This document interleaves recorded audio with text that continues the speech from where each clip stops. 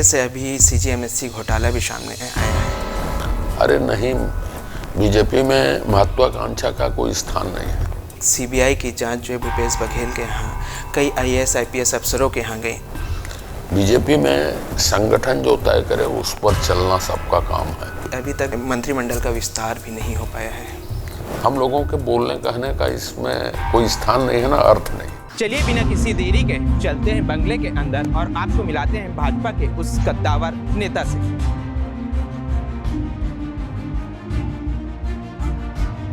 चलिए इंटरव्यू के लिए फिर।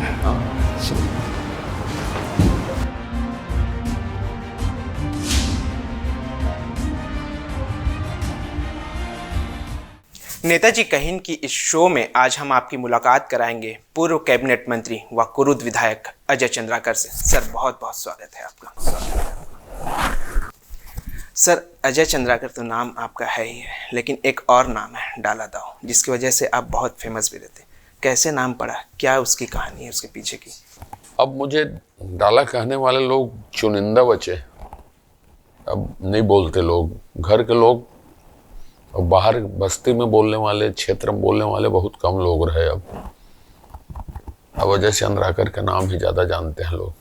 कैसे पड़ा था सर ये नाम? क्योंकि अब नेकनेम बचपन में घर के लोगों ने रख दिया। सर अभी भाजपा की कई सारी योजनाएं चल रही, भाजपा सरकार की नियत नार योजना हो गए, चाहे फिर महतारी वंदन योजना हो गई, ये सारी योजनाएं, बहुत सारी योजनाएं चल रही हैं। इसके अलावा एक अभी आतंकवाद को ख़त्म करने, नक्सलवाद को ख़त्म करने के लिए जो भाजपा सरकार ने मुहिम छेड़ा हुआ है, केंद्रीय मंत्री अमित शाह जी हैं जो हैं, वो भी एक डेडलाइन दे चुके हैं। तो क्या लगता है आपको कि डेडलाइन के तहत काम हो पाएगा? माननीय अमित शाह जी ने जो आज तक कहा है उसको किया। तो 31 मार्च 26 को यदि वो नक्सलवाद को ख़त्म करने की घोषणा की है तो इसका मतलब है देश से वामपंथी उग्रवाद समाप्त हो जाएगा, ये तय है। और जिस योजना का उल्लेख किया नियत नेल्लार आपने, तो नक्सल प्रभावित गांव के समग्र विकास के लिए बनाई गई योजना है वो, और बहुत सारे विभागों का अभिसरण है उसमें, अच्छी चल रही है, अच्छा प्रतिसाद उसमें मिल रहा है। बहुत सारी चीज़ें पहली बार गांव वाले देख रहे हैं, जन सुविधा के बहुत सारे क्षेत्र हैं जो पहली बार लोगों तक पहुंच रहे हैं। विधानसभा सत्र के दौरान हमने देखा कि किस तरीके से आपने पक्ष ही नहीं विपक्ष की आवाज़ को भी दबाया।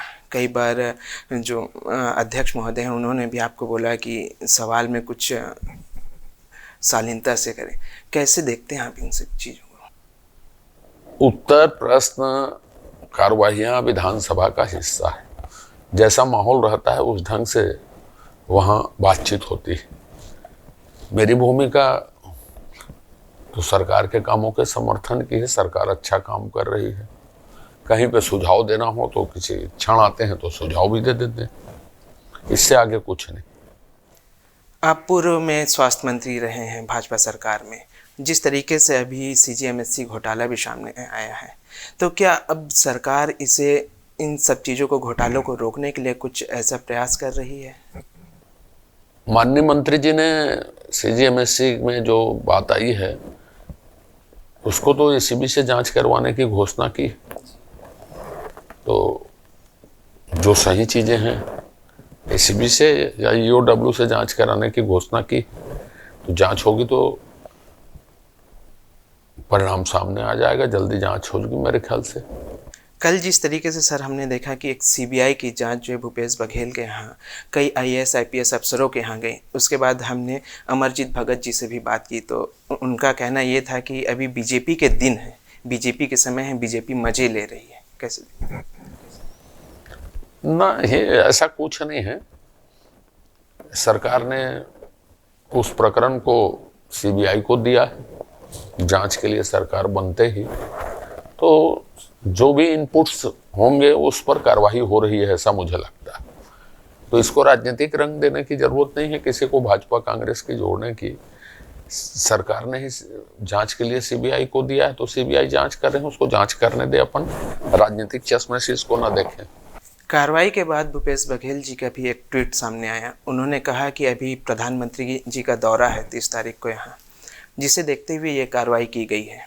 उनके भाषण को तैयार करने के लिए भाजपा जो है अब सीबीआई का सहारा ले रही है। मैंने पहले कहा कि राज्य सरकार ने सीबीआई को दिया है, सीबीआई जांच कर रही है और जो भी इनपुट्स उनके पास होंगे उस पर हो रही है। इसको राजनीति से बिल्कुल भी नहीं जोड़ना चाहिए और खास तौर पर माननीय प्रधानमंत्री, माननीय गृह मंत्री के दौरे से तो जोड़कर और नहीं देखा जाना चाहिए। अजय चंद्राकर आज के समय में भाजपा में एक नाम है, एक चेहरा बन चुका है, कद्दावर नेता भी आप हैं। कभी आपको ऐसा नहीं लगा सर कि अब प्रदेश की बागडोर आपको संभालनी चाहिए? अरे नहीं, बीजेपी में महत्वाकांक्षा का कोई स्थान नहीं है। बीजेपी में संगठन जो तय करे उस पर चलना सबका काम है। मैं भी संगठन का एक छोटा सा कार्यकर्ता हूँ। जो संगठन के निर्देश होंगे उस पर चलेंगे, जो भूमिकाएं तय होंगी उसको निभाएंगे। तो कभी सीएम बनने का ख्वाब तो आया होगा? नहीं, कोई ऐसा कोई ख्वाब नहीं है। विष्णुदेव सरकार बहुत अच्छा से काम कर रही है, बहुत अच्छा काम कर रही है। सर एक लास्ट सवाल है, सरकार को आए 1 साल से भी ज़्यादा का वक्त हो चुका, लेकिन ऐसी क्या वजह है सर कि अभी तक जो ये मंत्रिमंडल का विस्तार भी नहीं हो पाया है?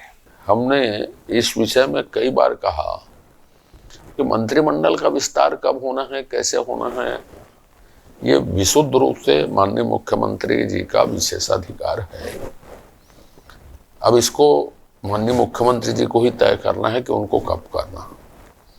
हम लोगों के बोलने कहने का इसमें कोई स्थान नहीं है ना, अर्थ नहीं है। नेताजी कहिन के इस एपिसोड में सिर्फ इतना ही।